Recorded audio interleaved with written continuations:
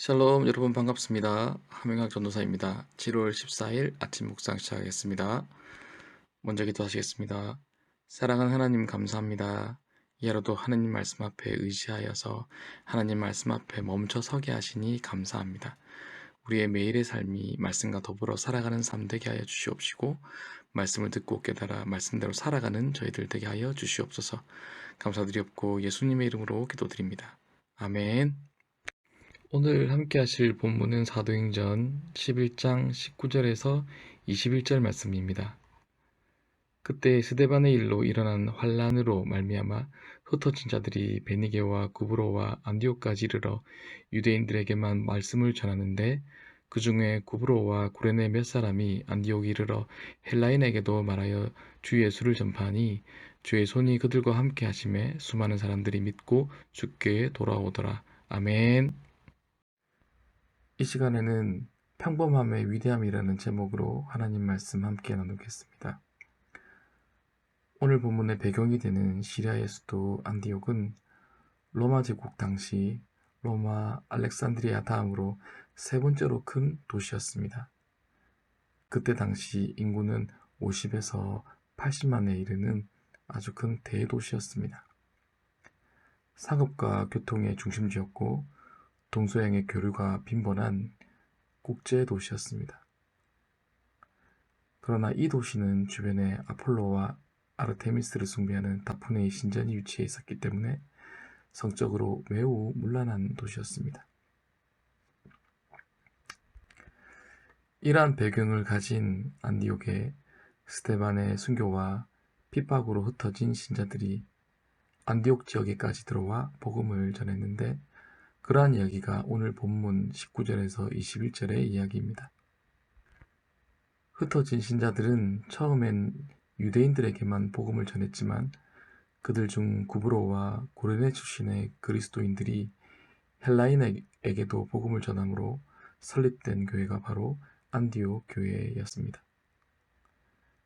시간이 지나자 이방인 신자들이 더 많아짐에 따라서 역사상 최초로 이방인들이 주축이 되는 국제적 교회로 성장하게 되었습니다.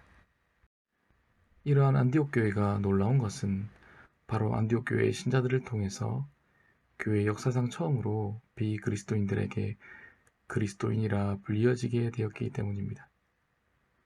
또한 바울의 세 번에 걸친 선교여행이 시작된 곳이었고 모교회인 예루살렘 교회가 기근으로 고통 가운데 있을 때 자신들도 어려움 가운데 있었지만 그럼에도 불구하고 모교회를 도운 놀라운 교회였습니다. 이러한 안디옥 교회와 관련하여 주목할 점은 안디옥 교회의 성장은 유명한 사람들로 인해 주도된 것이 아니라 무명의 그리스도인들에 의해 주도되었다는 점입니다.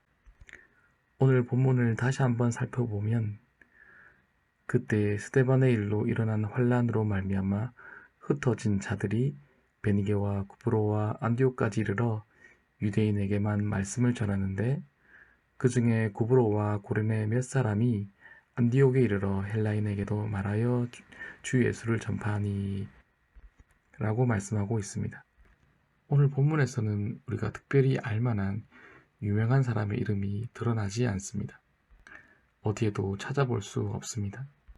하나님께서 안디옥 교회를 세우실 때 화려한 배경이나 스펙을 지닌 사람들을 통해서 일하신 것이 아니라 이름조차 기록되어 있지 않은 무명의 사람들을 통해 이방인 선교의 중요한 문을 여셨다는 것입니다. 때때로 우리는 우리 스스로의 가능성을 폄훼하는 경향성이 있습니다. 우리 같은 사람들이 무엇을 할 수 있겠어 라고 치부하며 자신의 가능성을 부정하려고 합니다. 또는 나 같은 사람이 무슨 하나님의 일을 감당하겠어. 그런 일은 목사님들이나 선교사님들이 하는 일이야 라고 우리 자신과 하나님의 일은 상관이 없는 것처럼 부정할 때가 많습니다. 하지만 오늘 본문 말씀에서 생각해 본다면 분명히 하나님은 무명의 사람들을 통해 하나님의 놀라운 역사를 써내려 가셨고 계속해서 그렇게 하시길 원하신다는 것입니다. 그러므로 우리 모두는 결코 하나님 앞에서 작은 존재들이 아닙니다.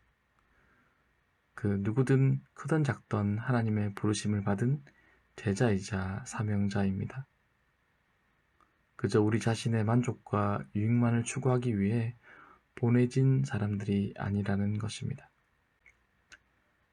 하나님은 연약하고 부족한 우리들의 작은 헌신을 통해서 하나님의 크심을 나타내길 원하십니다. 우리의 상황과 환경을 떠나 순종함으로 주님의 몸된 교회를 세워가길 원하십니다. 결코 유명하고 능력 많은 소수를 통해서만 일하시길 원하지 않으신다는 것입니다. 그러므로 우리 모두는 하나님께서 우리 각자에게 주신 은사가 무엇인지 깨달아 발견하고 주신 은사들을 통해 우리 삶 가운데 보내심을 받은 자의 삶을 살아가고자 하나님 앞으로 나아가야 할 것입니다. 그럴 때 하나님께서는 우리의 작은 성민과 헌신을 통해 하나님의 일하심을 목도하게 되는 놀라운 은혜를 경험하게 하실 것입니다. 즉 예수 그리스도의 몸된 교회를 세워가는 기쁨을 알게 하시고 우리 삶 가운데 놀랍도록 채우시는 하나님의 풍성하신 은혜들을 경험하게 하실 것입니다. 기도하시겠습니다. 좋으신 하나님 감사합니다. 부족한 저희들을 구원하시고 자녀 삼아주시고 믿음의 공동체를 함께 세워가는 지체로 부르셔서 감사합니다. 우리 인생이 우리의 만족과 유익만 쫓다가 주님께 돌아가는 인생 되지 않게 하시고 주신 은사와 소명 발견하며 그 부르심 따라 순종하며 걸어가는 복된 인생 되게 하여 주시옵소서. 감사드렸고 예수님의 이름으로 기도드립니다. 아멘. 오늘도 주님 말씀 앞에 순종하는 복된 하루 되시길 축복합니다. 샬롬.